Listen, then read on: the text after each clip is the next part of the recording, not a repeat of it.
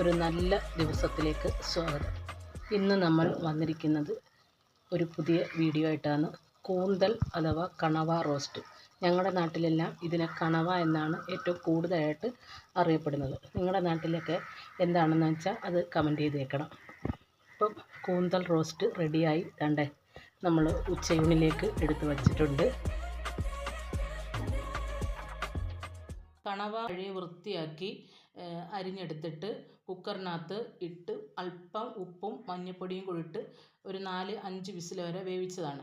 ഇത് കുക്കറിലിടുന്ന സമയത്ത് അല്പം പോലും വെള്ളം ചേർക്കരുത്. ഇതിൽ നിന്ന് വെള്ളം ഊറി ഇറങ്ങിക്കോളും. പിന്നെ നമ്മളത് തുറന്നെടുക്കുമ്പോൾ ആ വെള്ളം കളഞ്ഞേക്കണം.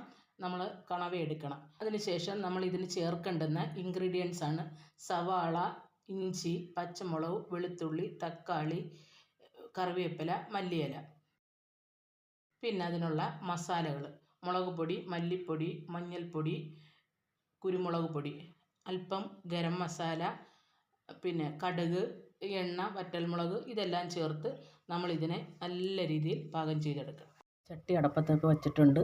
നമ്മൾ കൂന്തൽ റോസ്റ്റ് ചെയ്യാൻ വേണ്ടിയിട്ട് ദാണ്ട ചൂടായി അതിലേക്ക് വെളിച്ചെണ്ണ ഒഴിക്കുന്നു. എണ്ണ ചൂടായിട്ടുണ്ട്. നമുക്കതിലേക്ക് കടുക് ഇട്ട് കൊടുക്കാം. വറ്റൽമുളക് ഇടാം.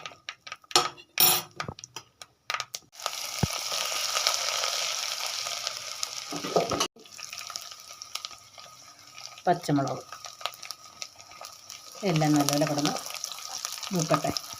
ഉള്ളി, പച്ചമുളക് ഇതെല്ലാം നന്നായിട്ട് വഴണ്ടിട്ടുണ്ട്. നമുക്ക് അല്പം കറിവേപ്പില അങ്ങോട്ട് ഇടാം. ശേഷം നമുക്ക് സവാള ഇടാം. സവാള വഴണ്ടി കിട്ടാൻ വേണ്ടി നമുക്ക് പെട്ടെന്ന് വഴണ്ടി കിട്ടും. അന്നേരം ഇച്ചിരി ഉപ്പങ്ങിട്ടാലേ ഉപ്പും കൂടി ഇട്ട് നന്നായിട്ടൊന്ന് ഇളക്കിയിട്ട് അതവിടെ കിടന്ന് മൂക്കട്ടെ. നമുക്ക് നോക്കാം റെഡിയായോന്ന്. സവാളയും എല്ലാം വഴണ്ടിട്ടുണ്ട്. ഇനി നമുക്കിതിനകത്തേക്ക് മസാല ചേർത്ത് കൊടുക്കാം. ഇപ്പോൾ നമ്മൾ മസാല ഇട്ട് ഇനി ഈ മസാലയുടെ പച്ച മണമൊന്ന് മാറിയും വേണം, അതൊന്ന് മൂക്കിയും വേണം. അന്നേരം നല്ല ബ്രൗൺ കളറിൽ വരും. മസാലയിലോട്ട് മാറ്റിയിട്ട് ഇതിനകത്തേക്ക് തക്കാളി ഇട്ട് കൊടുക്കാം. തക്കാളി നന്നായിട്ട് തക്കാളി നന്നായിട്ട് വേവട്ടെ. വെന്ത് നല്ല സ്മാഷ് ആവണം. എന്നിട്ട് നമുക്ക് വീണ്ടും നോക്കാം. അതിനകത്തത് ചേർന്നിട്ടുണ്ട്. ഇനി നമുക്ക് ഇതിനകത്തേക്ക് അല്പം ചൂടുവെള്ളം ഒഴിച്ചു കൊടുക്കാം. നമുക്കിതിലേക്ക് വേവിച്ച് വെച്ചിരിക്കുന്ന കൂന്തലിടാം. യോജിപ്പിക്കാം. ഇനി വളരെ ചെറിയ തീക്കകത്ത് ഇതിനകത്ത് ഈ കൂന്തലിലേക്ക് ഈ മസാല എല്ലാം പിടിച്ച് സെറ്റാകട്ടെ. നമുക്കിനി അടച്ചു വച്ചേക്കാം. കൂന്തൽ റോസ്റ്റ് എവിടം വരെ എത്തിയെന്ന് നോക്കാം. കൂന്തൽ റോസ്റ്റ് വെന്ത് നല്ല പരുവായിട്ടുണ്ട്. ഇനി നമുക്കിതിനകത്തേക്ക് ഒരല്പം ഗരം മസാല ഇട്ട് കൊടുക്കാം.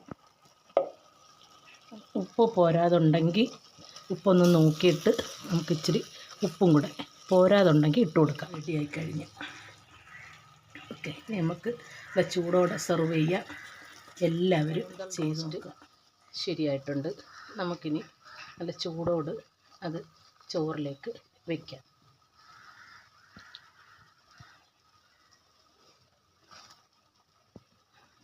ചപ്പാത്തി കഴിക്കാനും ചോറ് കഴിക്കാനും എല്ലാം പത്തിരിയുടെ കൂടെയും ഒക്കെ വളരെ നല്ലതാണ്.